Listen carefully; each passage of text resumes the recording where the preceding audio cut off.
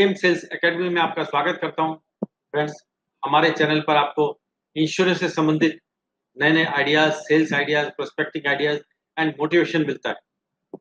Friends, आज की शुरुआत करने से पहले मैं आपके साथ एक कहानी शेयर करना चाहता हूं। वो कहानी एक सच्चाई से भरी हुई कहानी है। एक शहर के अंदर गाँव का एक युवक जो पढ़ाई में बहुत तेज़ था, पढ़ने के लिए गया, साथ-साथ उसने एक छोटी जॉब भी कर ली, लेकिन वो उसके खर्चे पूरे नहीं कर पाती थी। वो सोचता था जब मेरी जॉब लगेगी तो मैं अच्छे ढंग से रहूँगा, अपने पेरेंट्स को सपोर्ट करूँगा जो आज मेरे लिए सब कर रहे हैं। इसी ड्रीम के साथ पढ़ते-पढ़ते एक दिन उसको एक इंटरव्यू का लेटर मिला, लेकिन जब उसने एड्रेस देखा तो उस शहर से काफ़ी दूर था और उसमें पहुँचने के लिए इंटरव्यू में उसको कम से कम 400 से ₹500 की ज़रूरत थी। उसने अपनी जेबें टटोली तो मुश्किल से ₹150 निकले। धर्म संकट, पर वो भगवान को बहुत मानता था, ईश्वर को बहुत मानता था वो। एंड उसने सोचा अपने आप ईश्वर रास्ता निकालेगा, मैं क्यों परेशान हूँ? मैं तो अपने घर से निकलूँगा। वो अगले दिन नहा धो करके, तैयार होकर के, भगवान का नाम लेकर के बस स्टैंड पहुँच गया कि कोई ना कोई साधन बन जाएगा। पर पता नहीं क्या कारण हुआ, बसें आती रहीं, जाती रहीं, उसका कोई साधन नहीं बना, बस में चढ़ने के लिए पैसा चाहिए, वो उसके पास है नहीं। निराश हो गया, वापसी लौट रहा, देखा सामने एक मंदिर है।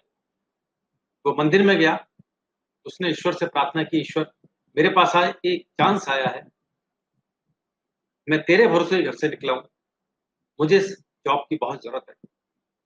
10 मिनट और खड़ा रहा कि शायद कोई चमत्कार हो जाए, कुछ नहीं हुआ, वो वापसी लौट रहा था। देखा, बाहर एक भिखारी बैठा है और उसके बर्तन में काफ़ी सारे पैसे हैं। मंदिर की तरफ उसने दोबारा देखा और कहा, वाह भगवान! तेरा न्याय है। जिसको ज़रूरत है, उसको दिया नहीं, जिसको ज़रूरत नहीं है, उसको इतना दिया हुआ है। भिखारी ने शायद उसको कुछ बोलते हुए सुना, उसने कहा, क्या हुआ बेटे? उसने कहा, नहीं जी, आप क्या करोगे? कि नहीं बेटा बता मैं तेरी क्या हेल्प कर सकता हूँ? उसने कहा, जी आप तो खुद माँग रहे हो।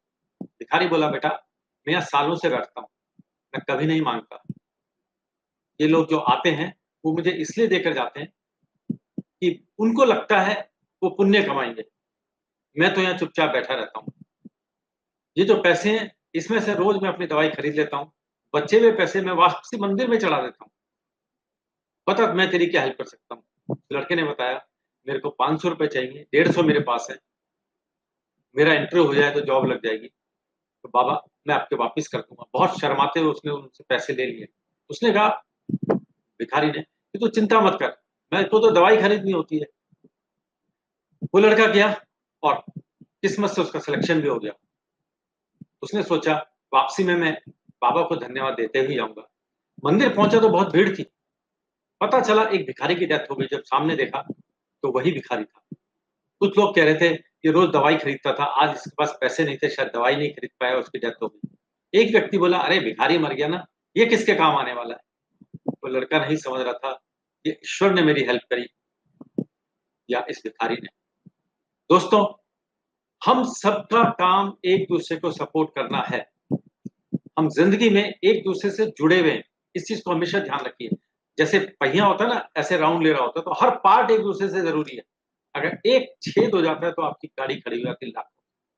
इस चीज़ को ज़िंदगी को ध्यान में रखिए, इस उसूल को ध्यान में रखिए, जहाँ हमें मौका मिलता है, हमें सामने वाले की हेल्प करनी है और ये हमारे प्रोफ़ेशन में तो बहुत इम्पोर्टेंट है। फ्रेंड्स, आप क्या सोचते हैं, जंगल और बाग दोनों में क्या अंतर है? जंगल और बाग दोनों में क्या अंतर है? दोनों में अंतर ये है, जंगल में भी पेड़-पौधे हैं, बगीचे में भी पेड़-पौधे हैं, बगीचे में भी फूल खिलते हैं, तो जंगल में भी फूल खिलते हैं। लेकिन जंगल के अंदर सब कुछ अव्यवस्थित होता है। अपने आप कहीं पेड़ उग गया, कहीं बेल उग गई, कहीं घास उगी हुई है, कोई व्यवस्था नहीं होती और बगीचा इसलिए सुंदर लगता है कि उसको प्रॉपर तरीके से बनाया गया है। जहाँ पर पेड़ उगाना है तो पेड़, अगर पेड़ के नीचे छोटे पौधे लगाना है तो वो जो छाया में चल सके। तो व्यवस्थित ढंग से करना ही जंगल और बाग में फ़र्क करता है। हम सबके इंश्योरेंस बिज़नेस की सफलता भी जंगल और बगीचे की तरह है। अगर हम विदाउट प्लानिंग सब कुछ करते रहेंगे, तो हमारा इंश्योरेंस का बिज़नेस भी जंगल बन जाएगा। इसका मतलब है हमें कुछ व्यवस्थित ढंग से काम करने की ज़रूरत ज़रूर होती है। एक किसान किसान क्या करता है? फसल उगाता है, किसान का काम है अन्न उगाना, फसल उगाना, लेकिन क्या पहले वो बीज बोता है, बीज से छोटे-छोटे पौधे निकलते हैं, उनको टाइम से पानी देता है, उनकी केयर करता है, निराई करता है, समय-समय पर खाद दे रहा होता है, फिर फसल बड़ी होती है एंड उसके बाद वो फसल काटी जाती है, जिससे किसान को 2 पैसे मिलते हैं, जो भी उसको लाभ होता है। दोस्तों, हमारे बिज़नेस में भी यही तरीका है। वो बीज बो रहा है, हमारी प्रोस्पेक्टिंग है। वो केयर कर रहा है, हमारी निराई-गुड़ाई है। मीन्स हम उसके बारे में ध्यान रखते हैं एंड फसल मीन्स जब हमारी रिलेशनशिप बन जाती है, तो हम फसल काटते हैं, हमारी सेल होती है। फ्रेंड्स, इंश्योरेंस का बिज़नेस कुछ लोग सेल्स कहते हैं, कुछ आर्ट कहते हैं। एक्चुअली ये दोनों का आर्ट और सेल्स इस चीज़ का साइंस और आर्ट का एक मिश्रण है। हमें ये दोनों परफेक्शन अगर आ गए तो आप जीत गए। क्योंकि इसके अंदर एक बहुत बड़ी चीज़ है हमारे बिज़नेस के अंदर। वो क्या चीज़ है? जैसे मैंने आपको कई बार पहले भी कहा, हमारे बिज़नेस में अगर आप आज अपना सारा एक बायोडाटा बनाएँगे तो देखेंगे 20% क्लाइंट आपको 80% इनकम देते हैं। 20% क्लाइंट हमारे को 80% इनकम देते हैं। और जो उस 20% में से भी आप देखेंगे, उस 20% का 20% हमारी 80% इनकम का 80% दे रहे होंगे। मीन्स आपके पास क्वालिटी वाले बहुत सारे क्लाइंट होंगे। क्या हम उन क्लाइंट्स को और जो हमें बड़ा बिज़नेस नहीं दे रहे, सबको बराबर सर्विस दे रहे हैं? इस चीज़ को ध्यान रखिए। हमें छाँटना पड़ेगा कि हमारे वो 20% क्लाइंट कौन है और उस 20% में भी 20% निकालिए और उनको प्रायोरिटी के साथ उनकी सर्विसिंग, उनकी नीड, उनके साथ रिलेशनशिप पर आपको ध्यान देना ज़रूरी है। आप कहीं भी देख लीजिएगा, ये पहली चीज़ नहीं है। आप देखेंगे एक क्रिकेट का मैच होता है, कितने प्लेयर उसके अंदर बराबर सारे प्लेयर अगर सेंचुरी बनाएँ तो क्या होगा? नहीं बनाते, कभी कोई बनाता है, कभी कोई बनाता है। सेम चीज़ आपकी है। हमें अपनी हर चीज़ को इसी तरह से प्लानिंग करना पड़ेगा 80-20 आज दुनिया के अंदर देखेंगे या हिंदुस्तान में देख लीजिए 80% वेल्थ 20% के पास होगी। 80% हिंदुस्तान की वेल्थ 20% के पास है और उन 20% के 20% के पास इस 80% का 80% है। तो अपने की प्लानिंग का इसको बहुत ज़्यादा मूर्त रूप देने की ज़रूरत है। नहीं तो हम एक चक्र में फँसे रहेंगे, हम सब क्लाइंट को बराबर कर रहे हैं, 20% वाले को इग्नोर कर दिया, 80 वाले की तरफ ज़्यादा जोर दे दिया और हम फँस गए। फ्रेंड्स, हमारे बिज़नेस के अंदर एक साइकिल है, इस साइकिल को समझ लीजिए। क्या जब हम प्रोस्पेक्टिंग के लिए एक्टिविटी कम करते हैं, बिज़नेस की साइकिल को समझिए। जब हम प्रोस्पेक्टिंग की एक्टिविटी को कम करते हैं, मैंने अपने पहले 2 सेशंस में जो मैंने अपना कोर्स शुरू किया, प्रोस्पेक्टिंग के ऊपर रहा। एक फ्रेंड का फ़ोन किया, "सर आपने आज दूसरा कहा था।" मैंने कहा, "यस मैंने कहा था। मैंने कोर्स कम नहीं किया, मैं दिन बढ़ा दूँगा, लेकिन प्रोस्पेक्टिंग आप सबके लिए ज़रूरी है। क्या आप सब मानते हो कि आप सबके लिए भी प्रोस्पेक्टिंग बहुत ज़रूरी है? अगर है, तो प्रोस्पेक्टिंग के ऊपर स्पेशल काम करना पड़ेगा।" मैंने क्यों लिए 2 सेशन, 1 सेशन करने के बाद भी? क्योंकि मुझे लगा कि नहीं ये ज़रूरी है। अगर हमारी प्रोस्पेक्टिंग कम होगी तो अपॉइंटमेंट कम होगा, अपॉइंटमेंट कम होगा, सेल कम होगी, सेल कम होगा, हम डिप्रेस होंगे, डिप्रेस कम होगा, हमारी एक्टिविटी और कम होगी। हमें उल्टा कर देना है। हमें केवल हमें केवल एक्टिविटी बढ़ा देनी है, केवल एक्टिविटी बढ़ा देनी है। और मैं आज आपसे कह रहा हूँ अगर आप लोग केवल एक स्टाफ रख सकते हो, उससे कोई काम की मत सोचिए।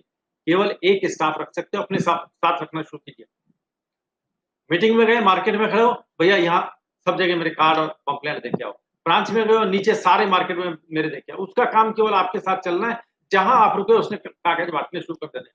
अब आप मीटिंग में गए, मान लीजिए दिल्ली वाले हैं, आपके पास करोल बाग मार्केट में 1 क्लाइंट है, वो आपके साथ गया आज मीटिंग में, आप करोल बाग गए थे। भैया आज सारे ये मार्केट में जब तक मैं नहीं आता, मैं तेरे को कॉल करूँगा, हर दुकान पर आना चाहिए। और उसी के सामने 5-7 दुकान हमेशा पहली दुकान फिर 5वीं दुकान सर एक एलआईसी का पंपलेट था। प्लीज़ आपके स्टाफ को लगे ये चेक भी कर लेते हैं। आमने-सामने 10-12 दुकान पे पूछ लीजिए, सर एलआईसी का फॉर्म आया हुआ है, ये दे गए होंगे? ऐसे करने से आपको पता नहीं चलेगा जो करोल बाग में 1 क्लाइंट था पता लगा 3 हो गए, 3 से 5 हो गए, अब तो आपके पास मार्केट में रेफरेंस देने के लिए हो गया। जहाँ आप जाते हो उसको ज़रूर कीजिए एंड सेकंड अपनी पिच, अपने बोलने को बार-बार लिख कर के प्रैक्टिस कीजिए। आपका डाटा, आपका अपॉइंटमेंट, आपकी पिच आपको सेल्स की तरफ ले जाती है। सेल्स मीन्स आपको चेक की तरफ ले जाती है। क्योंकि सफलता ही मोटिवेशन कहीं से नहीं आता फ्रेंड्स। मैं एक चीज कहता हूं, कोई मोटिवेशनल स्टोरी नहीं होती। मैंने आपको जोश दिला दिया, आप गए, उसके बाद बैठ गए, नहीं। जोश आता है जब आपके बैंक में पैसा आता है, जब आपके हाथ में क्लाइंट का चेक आता है। जो सही बात कह रहा हूं ना मैं? तो उस चेक को लेने के लिए आपको कुछ अपने अंदर भरना पड़ेगा। वो मैं आज आपके साथ बात कर रहा हूँ। सबसे पहले आप पुराने होने चाहिए। पुराने मीन्स ये नहीं कि आपकी उम्र 50 साल हो या 55 हो। आपके पास अनुभव, आज मेरे पास 23-24 साल का अनुभव है। आप सबके पास, आप इतने सारे लोग हो, 35-40, आपके पास भी कम से कम कुछ सालों का अनुभव होगा। अब 25 मेरे जोड़िए और आप सब जोड़ लीजिए, मान लो 30 लोग हो आप। 30 को एवरेज अगर 5 साल का कर लें तो 150 का अनुभव आपके पास हो गया, 25 का मेरे पास हो गया, 175 साल का अनुभव हम लिए हुए हैं। तो हमारे पास हमारी वर्किंग का अनुभव होना ज़रूरी है। अनुभव मीन्स आपकी नॉलेज। आपको ह हम हमेशा सोचते हैं क्लाइंट के पास जाएँ। क्लाइंट के पास जाने से भी ज़्यादा ज़रूरी है आपके पास शार्प नॉलेज होनी, क्योंकि क्लाइंट हमें 10 मिनट देगा। आपने सुना होगा उसेन बोल्ट रेसर था, सेकंड्स दौड़ा पूरे लाइफ में, जिन पर उसको करोड़ों रुपए के प्राइज़ मिले, वो सेकंड्स दौड़ा था। लेकिन उसकी प्रैक्टिस उसने सालों करी। तो हमें 10 मिनट, 15 मिनट की मीटिंग के लिए 2 घंटे एकदम ऐसी प्रैक्टिस। मैं ये कहूँगा क्लाइंट ये जवाब दे सकता है, मैं ये कहूँगा ये जवाब दे सकता है, लिखित में करना चाहिए। वो अनुभव की बात मैं कर रहा हूँ। दूसरा लॉयल, हमें अपने क्लाइंट के प्रति बिल्कुल वफ़ादारी, ईमानदारी के साथ करना पड़ेगा। ईमानदारी कैसे? आप चीटिंग नहीं करते। ईमानदारी मीन्स मैंने उससे जो वादा कर दिया वो मुझे पूरा करना, चाहे वो कोई भी टाइम हो। फ्रेंड्स, स्ट्रगल के टाइम में मैंने फरवरी महीने में टू व्हीलर के ऊपर खड़े होकर मीटिंग की है बारिश के अंदर, और क्लाइंट कार में बैठा है। मुझे आज भी वो बात याद आ गई। मान लीजिए आज आपके पास 2 मीटिंग, एक मीटिंग है 12 बजे की। क्लाइंट पुराना क्लाइंट है, आप उसने आपको एक रिन्यूअल का चेक देना, चेक भी छोटे अमाउंट का है। उसने आपको 12 बजे का टाइम दिया, भाई मैं ही मिलूँगा, अपने हाथ से चेक दूँगा, एक बार चाय पिएँगे और चेक दे दूँगा। एंड ठीक 12 बजे आपको एक नया क्लाइंट मिलता है, जो चेक बढ़ा देने की उम्मीद है। अच्छा नहीं क्लाइंट है। हमें किसके पास जाना चाहिए? जनरली हम अगर आदर्श बनेंगे तो कहेंगे पुराने वाले के पास, लेकिन अगर सोचेंगे यार नया चेक मिल सकता है, इससे तो क्या रिन्यूअल है, कल भी ले लूँगा। नो, जो आपके साथ जुड़ा है हमें उसके साथ एकदम ऐसे रहना है। तेरे से वादा कर दिया, मैं आऊँगा, क्योंकि पुराने क्लाइंट के साथ जुड़ोगे और उसको कहो सर आई एम सॉरी, मेरी पहली मीटिंग फिक्स हो रखी है। सर मेरी मजबूरी है, मेरी पहली मीटिंग फिक्स है, मैं उसके बाद ही आपके पास आ सकता हूँ। क्यों? आपको क्या लगेगा क्लाइंट बुरा मान जाएगा? नहीं, उसे लगेगा ये अपनी बात का पक्का है। अच्छा इसमें भी तो सोचिए ना, आपको एक नया क्लाइंट मिला, पुरानी मीटिंग फिक्स थी 12 बजे, और आपको एक क्लाइंट मिला कि शर्मा जी मैं बिल्कुल चेक तैयार है, मुझे इस पॉलिसी के बारे में पता है, इतना प्रीमियम आ रहा है, लेकिन मैं आपको देना चाहता हूँ, मेरे फ्रेंड ने आपको रेफर किया, 1,52,000 का चेक है।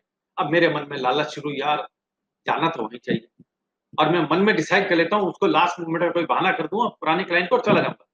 तभी मेरे पास एक और फ़ोन आता है, मिस्टर शर्मा, मिस्टर रमेश ने मुझे आपका रेफरेंस दिया था। मैं मेरे पास कोई क्लाइंट आकर के समझा रहे थे एजेंट मुझे। मैं समझ लिया सब कुछ, लेकिन जब वो गए तो मेरे फ्रेंड ने कहा, "शर्मा जी से कराओ, बहुत ही बढ़िया है।" तो मैंने वो सारा चेक और पेपर रोक लिया। चेक 5 लाख रुपए रेगुलर का है। अब आप दोनों में से किसके पास जाओगे? तो बेस्ट वे है जिसको टाइम दे दिया, मैं उसके साथ लॉयल हूँ, उसके साथ जुड़ा रहूँगा। ये हमें अपने अंदर पैदा करना है। छोटी-छोटी बात से आगे मैसेज जाता है। हमारा व्यवहार अपने क्लाइंट के पास बहुत सॉफ्ट होना चाहिए। हमारे दिमाग में ब्रांच की परेशानी हो, किसी क्लाइंट की हो, परिवार की हो, नो, हमें हमारे क्लाइंट के साथ बहुत सॉफ्ट। मैं आपको एक उदाहरण देता हूँ, मेरी क्लाइंट है लेडी, पायलट है वो, फर्स्ट पायलट है एक एयरलाइन्स की। एक दिन वैसी कोई बात हुई तो मैंने उनसे कहा कि आपको तो अपना 100% देना होता है। कहते नहीं भैया, 100 नहीं, हमें 200 500% देना होता है।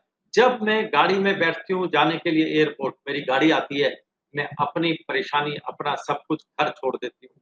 क्योंकि जब मैं पायलट की सीट पर होती हूँ, तो मेरे को पता होता है मेरे हाथ में मेरी कंपनी ने 500-700 करोड़ का एक प्लेन दिया हुआ है। मेरी ज़िम्मेदारी है उसकी, और पीछे 250 आदमियों की ज़िंदगी मेरे हाथ में है।